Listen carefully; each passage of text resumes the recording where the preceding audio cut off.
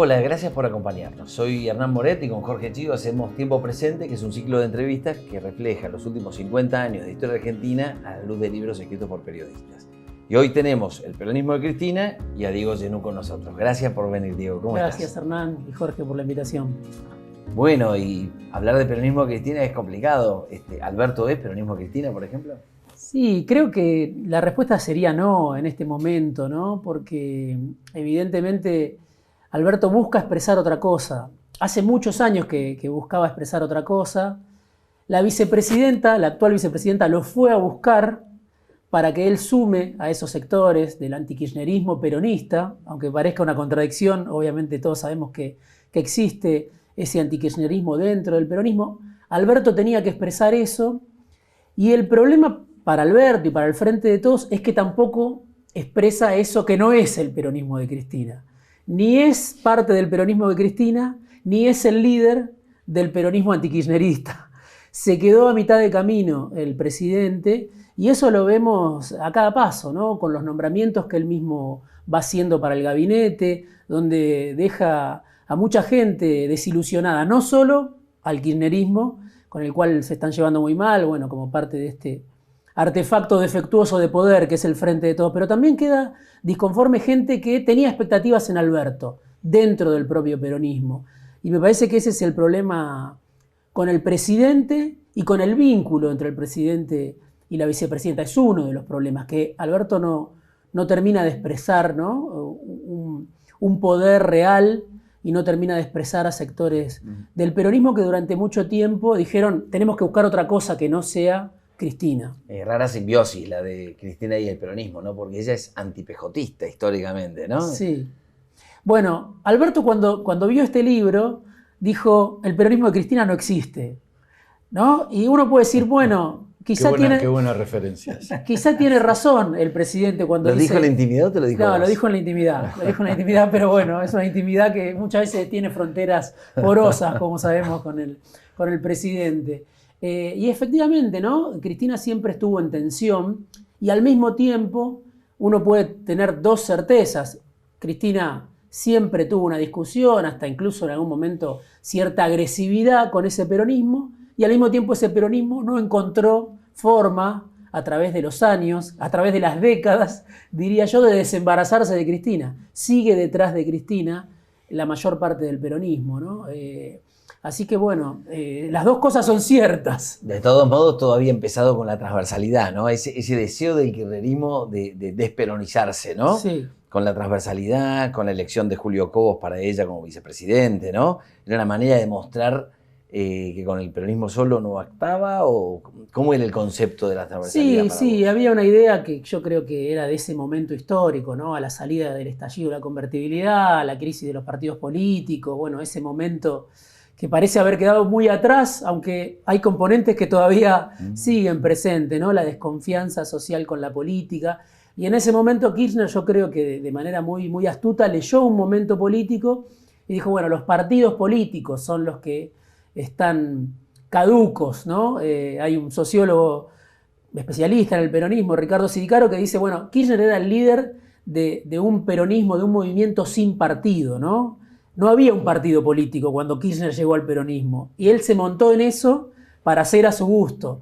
Pero después vino la mala, o vino el momento de la debilidad, el conflicto con el campo, la resolución 125, y el mismo Kirchner, que antes dijo, vamos por la transversalidad, fue a buscar al PJ para que lo sostenga, y quiso ser el presidente del PJ. Por eso la historia tiene momentos, ¿no? Sí, aparte había puesto su primer gabinete, era todo capitalino, que normalmente no es pejotista, digamos, ¿no? Sin duda. O por lo menos peronista. Ahí estaba Gustavo Vélez, estaba Rafael Bielsa, bueno. Varios, si haces la cuenta, creo que el 70% eran cercanos al PJ, sí. A la capital. Después él buscó, ¿no? En ese momento de debilidad, relacionarse con el peronismo. Después del voto no positivo de Cobos, esto es historia, ¿no? Pero pasaron por Olivos Jorge Busti, Carlos Reutemann, De la Sota, muchos de los gobernadores o referentes territoriales del peronismo que habían estado en contra de Kirchner durante ese conflicto tan prolongado de la resolución 125. Kirchner lo fue a buscar en una especie de tregua que buscó con ese peronismo, con esos líderes territoriales, quizá como una forma de admitir a su manera, me equivoqué en este conflicto, pero lo fue a buscar y con muchos de ellos recompuso relación, porque obviamente el conflicto de la 125 no solo enfrentó al kirchnerismo con el campo, como se suele decir, sino que enfrentó al peronismo entre sí, es decir, a distintos líderes de ese peronismo no kirchnerista que no estaban de acuerdo con la política porque hay de como Kirchner. una matriz geográfica en el peronismo de Kirchner, ¿no? Y en donde la provincia de Buenos Aires tenía un centro de atención, pero no la geografía de la provincia de Buenos Aires. Es decir, él se atraía por los dirigentes, pero no necesariamente con el campo, nunca lo entendió. Evidentemente el tipo sabía de petróleo, de pesca, de obra pública, pero ¿no? El campo no lo entendió nunca, ¿no? Bueno, él tenía claro a Javier de Urquiza, si no me equivoco, como secretario de Agricultura, un ovejero, que no conocía el sector agropecuario. Kirchner decía, yo a este lo tengo para saber lo que piensan ellos, para saber lo que piensa el sector agropecuario, pero tampoco lo entendía Javier de Urquiza, ¿no? No tenía esa experiencia por venir el kirchnerismo de una provincia como la que venía, ¿no? Pero me parece que es un tema central que llega hasta hoy. ¿Cómo haces para conciliar ese mapa de esta Argentina tan extensa, tan diversa, de esta Argentina dividida en regiones? ¿Cómo haces para reconciliar a lo que algunos llaman, o yo llamo, el peronismo núcleo, el de la zona núcleo, con ese peronismo del conurbano, que son dos países distintos, por realidades distintas, realidades productivas, realidades sociales? ¿Cómo haces para avanzar en un modelo de país desde el peronismo o no desde el peronismo que pueda conciliar, ¿no?, a los grandes centros urbanos con ese sector ultraproductivo que es el sector agropecuario? Porque aparte no solo es el problema dentro del peronismo, en Córdoba también hay una particularidad dentro del peronismo, pero hubo una línea Córdoba, digamos, y Entre Ríos no parece una provincia tradicional desde el punto de vista ni para el peronismo ni para el radicalismo, ¿no? Y Santa Fe, son provincias todas muy distintas, ¿no?, del parámetro tradicional del partidismo argentino, ¿no? Sí, si uno ve esos dirigentes, muchas veces van a tener más coincidencias, sobre todo cuando miramos desde Buenos Aires. Quizá alguien mira desde Entre Ríos y te dice Rogelio Frigerio y Bordet no tienen nada que ver. Cuando lo miramos de Buenos Aires son bastante parecidos en lo que pueden llegar a plantear, ¿no? Y entonces, bueno, tiene que ver con un tipo de dirigencia que necesariamente está arraigada a su territorio, ¿no? Diego, Cristina Fernández es ideóloga, podés compartir o no, no importa, es otro plano eso, pero es una ideóloga audaz, inteligente, y también están los ejecutores, ¿no? O sea, está el que lleva la idea adelante y los que ejecutan. Ahora digo, ¿es todo inteligencia de Cristina Fernández o realmente en la sociedad había un nicho de mercado libre en la sociedad? De acuerdo a tu libro y trayendo el libro a la actualidad. Digo, ¿es todo mérito de ella o también tuvo la audacia y la viveza de encontrar ese nicho de mercado libre, como dicen los marketineros, ¿no? ¿Cuál fue para vos? No, creo que la polarización, ¿no?, es algo que explica mucho de la falta de opciones, de la falta de renovación y de cómo no solo la dirigencia política, sino núcleos duros de la sociedad a un lado y al otro se aferran a determinada dirigencia o a determinado líder como antítesis, como antídoto. No tanto por lo que expresa sin duda Cristina, como Macri expresa, sino sobre todo porque es el mejor antídoto para resistir la ofensiva del sector que disputa el poder, ¿no?, en la Argentina desde hace muchos años. Justamente uno puede decir desde el conflicto por la resolución 125. Creo que Cristina tuvo mucho mérito. Hace pocas horas estaba con alguien bastante cercano a Macri y me decía, bueno, el mérito del kirchnerismo de no haber bajado una sola bandera durante los años de Macri, cuando por ejemplo Sergio Massa estaba en Davos con el presidente Macri, claro, en una reunión con Biden. Bueno, el kirchnerismo parecía una fuerza marginal en ese momento y no por eso dijo, me desdigo de mi creencia, me desdigo de mi evangelio. Siguió aferrado a ese evangelio que en un momento le permitió renacer. Hoy está otra vez en dificultades, ¿no? Pero bueno, la polarización tiene esas características. Sin embargo, hablar de banderas, pero Cristina uno la vio muy cerca de un ministro de Economía como Boudou, Y por otro lado, de Kicillof, ¿no? Entonces, Sí. ¿es de derecha, es de izquierda, es liberal, es de estatista? ¿Cómo es ideológicamente? Yo creo que, ligando las dos preguntas a lo que decía Jorge, ¿no? O sea, Cristina tiene un manejo muy fuerte de la ambigüedad, que en la política es importante, ¿no? Hacer gestos que puedan contener a distintas variantes. La ambigüedad en algún momento es un problema, ¿no? No ser claro con respecto a hacia dónde querés ir, pero en otro momento puede ser una virtud. Yo creo que Cristina tiene un pensamiento más parecido al de Kicillof, ¿no? Si ella pudiera, llevaría adelante un modelo económico como el que Kicillof trató de llevar a la práctica.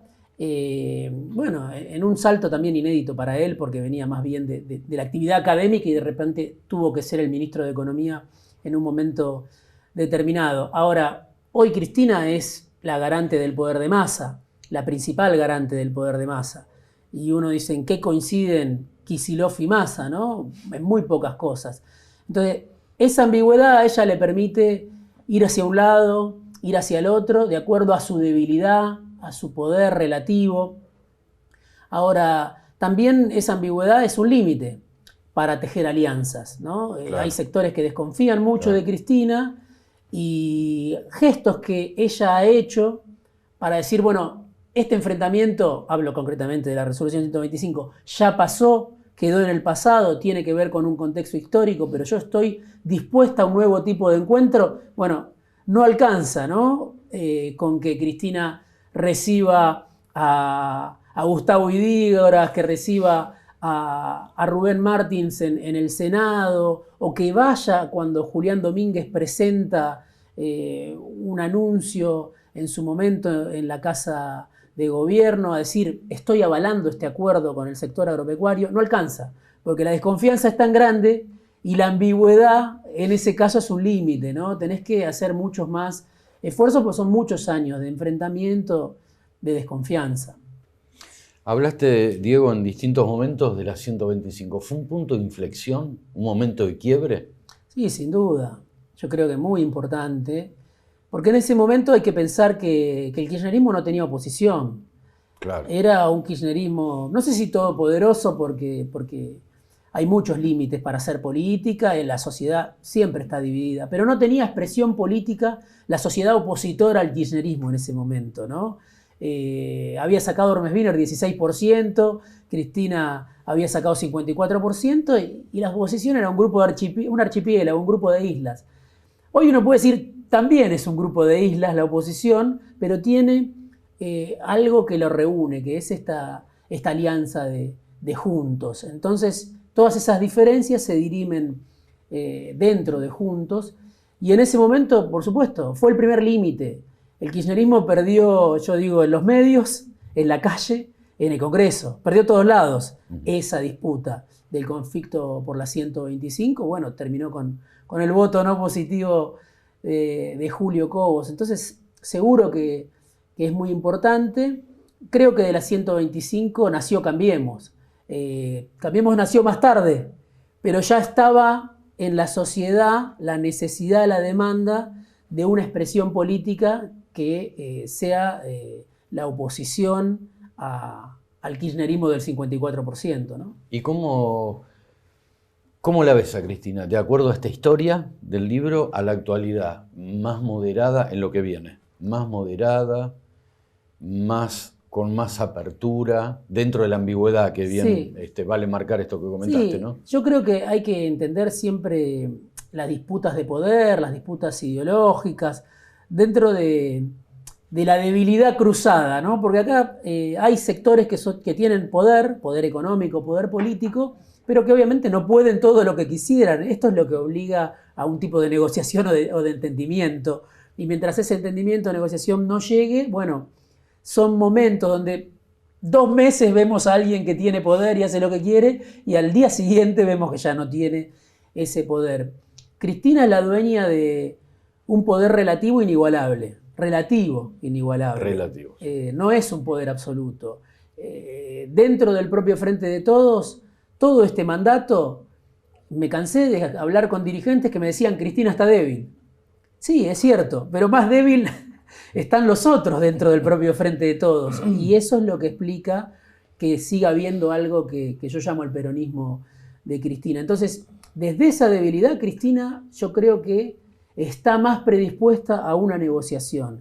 Eso explica que se siente 3 horas con Carlos Melconian, por ejemplo, a hablar de modelos de países distintos o que se predisponga por momentos a un entendimiento con el sector agropecuario o que tenga una muy buena relación con el embajador de Estados Unidos. No es porque Cristina sea buena, sea mala, sea de derecha, sea de izquierda, sino que se mueve dentro de un campo, dentro de un territorio que ella no define. Hay otras fuerzas que también definen su propio juego. Si esas fuerzas tienen mayor poder que el Frente de Todos o que Cristina, ella va a intentar aliarse con quien pueda para tratar de perpetuarse en el poder o de tener una cuota de poder, o de no quedar tan a la defensiva y tan aislada como quedó en los años 2015-2019. Claro, es fruto de esa ambigüedad mismo. Uno no sabe si Cristina es más Axel, su gobernador, su ministro, ex ministro de Economía, que le sopla la oreja en temas de economía,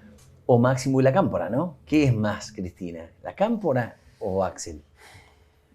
Creo que Cristina tiene un gran problema que es nadie pudo levantar su legado a nivel electoral, me refiero. Puede haber muchos que digan yo pienso como Cristina. Ahora nadie consigue los votos que Cristina supo conseguir o consiguió hasta hace muy poco, incluso cuando fue sola como candidata en la provincia de Buenos Aires. Es decir, no nacen los sucesores de Cristina. Aunque Cristina los riega, aunque Cristina invierte en esos sucesores, aunque le pone ficha y lo respalda, son consumidores de votos, como dijo alguien, no son generadores de votos. ¿En quiénes estás pensando? Bueno, la Cámpora concretamente, que no tiene los dirigentes que debería tener para decir, bueno, un Guado de Pedro puede ser un candidato, pero bueno, es una apuesta de riesgo, no sabemos cómo le puede ir, más allá de que pueda tener buena relación con sectores muchas veces refractarios al kirchnerismo. Y Kicillof funcionó bien en un contexto determinado, que fue el contexto de la salida traumática del gobierno de Macri, mucho rechazo en la provincia de Buenos Aires a lo que representó el macrismo, y en ese momento Kicillof obviamente se probó en el fuego de las elecciones, en el fuego electoral, donde se definen los liderazgos, ¿no? Lo omitiste a Máximo. Yo traté de mencionarlo, pero vos no lo mencionaste. Yo no lo menciono y creo que él mismo no se siente cómodo en el lugar de delegado. Quizás se siente más cómodo en este lugar de asesor, de acompañar, de vocero muchas veces de la vicepresidenta, pero él renunció a su poder, al poder que tenía. Vocero que ella dijo, yo hablo por mí misma, ¿no? En su momento, ¿no? Es un exégeta de lujo, ¿no? Máximo, porque es el que mejor puede interpretarla, pero evidentemente no pudo asumir la función que Cristina le dio. Vos lo ves, Diego, disculpa, esto lo ves en la presidencia del PJ bonaerense, ¿no? Sí, o de la provincia. En la presidencia del PJ bonaerense y en la presidencia del bloque de diputados, que él tenía ahí un rol de conducir en la diversidad, justamente, a ese Frente de Todos tan heterogéneo. Él renunció a esa postura y hoy lo vemos en actos en el conurbano, pero el poder que tenía Máximo, el primer año y medio de gobierno, donde estaba sentado en la mesa chica con Alberto y con Cristina, muchas veces era el único, en esa mesa chica donde Alberto estaba a veces con Cafiero, donde estaba Guzmán, donde estaba alguna vez Kicillof y estaba Máximo. Bueno, ese poder hoy Máximo no lo tiene, se replegó sobre jefe de una facción, ¿no? Pero no pudo decir, yo voy a ser el sucesor de Cristina, voy a representar como nadie las acciones de Cristina.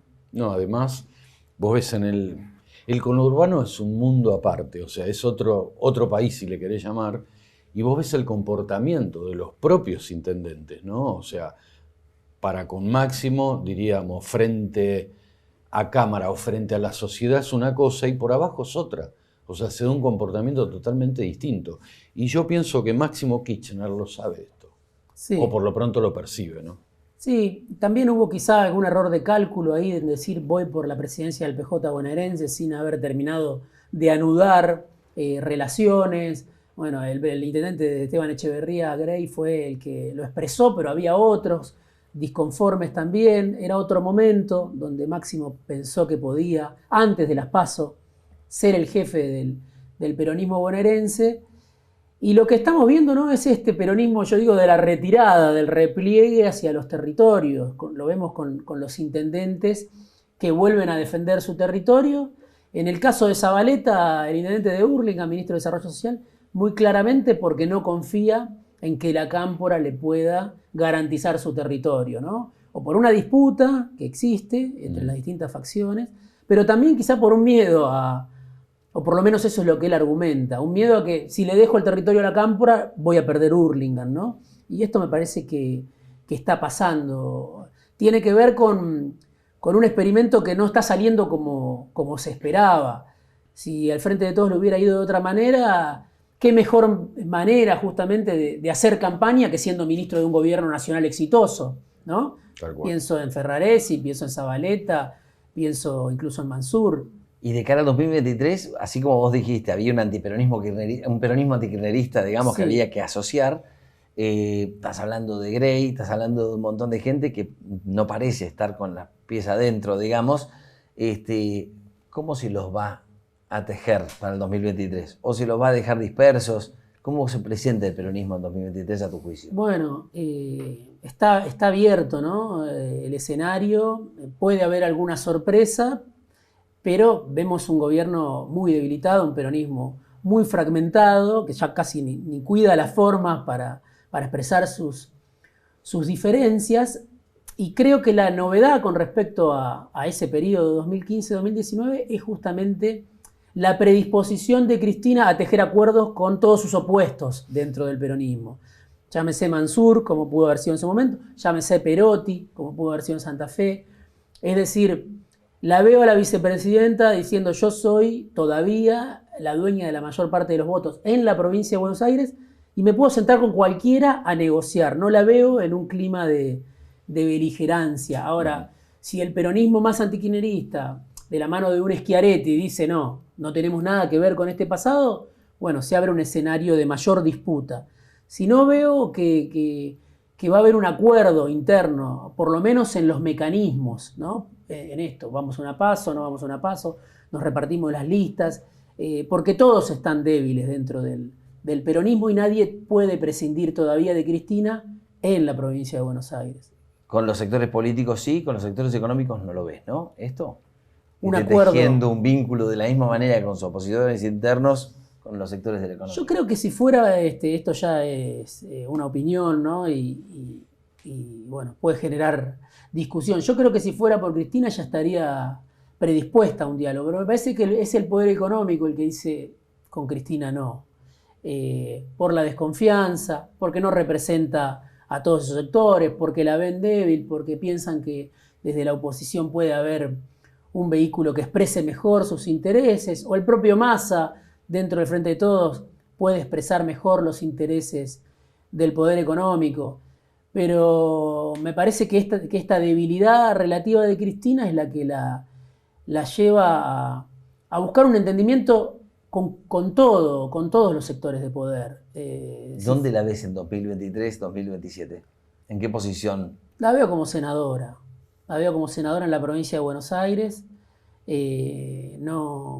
Por supuesto que ella no quiere ser candidata. Solamente pienso sería candidata si el peronismo quisiera lanzar una ofensiva en su contra. Entonces la obligaría a salir otra vez en defensa propia, como fue en 2017. Pero si el peronismo en su conjunto dice a Cristina la necesitamos, vamos a un acuerdo y buscamos un entendimiento, yo creo que Cristina se conforma con ser candidata a senadora y el peronismo de la provincia la necesita como candidata a senadora. No es solo una cuestión de que ella busca los fueros, sino que no hay mejor representante de ese peronismo bonaerense que Cristina, por lo menos hasta hoy. Sus incondicionales, sus adoradores le piden todo el tiempo que sea candidata a presidenta. Yo creo que a ella eso no le cierra. Primero porque fue 2 veces presidenta y eso implica un desgaste. Después porque le han pasado muchas cosas. Y segundo porque puede perder. ¿Y para qué ser candidata para perder? Que vaya otro en su lugar. Debe Clarísimo. Mirá, no nos queda otra cosa que esperar, ¿no? A ver si tenés razón. Mientras tanto, te agradecemos a vos, le agradecemos al público. Te vamos a pedir que nos dejes autografiada tu obra. Muchas gracias por la invitación, Hernán, Jorge. Les dedico el libro y bueno, espero que sea una lectura entretenida y útil para entender cómo es la disputa de poder en la Argentina, que es a lo que me dedico. Así es, gracias a vos por venir, Diego.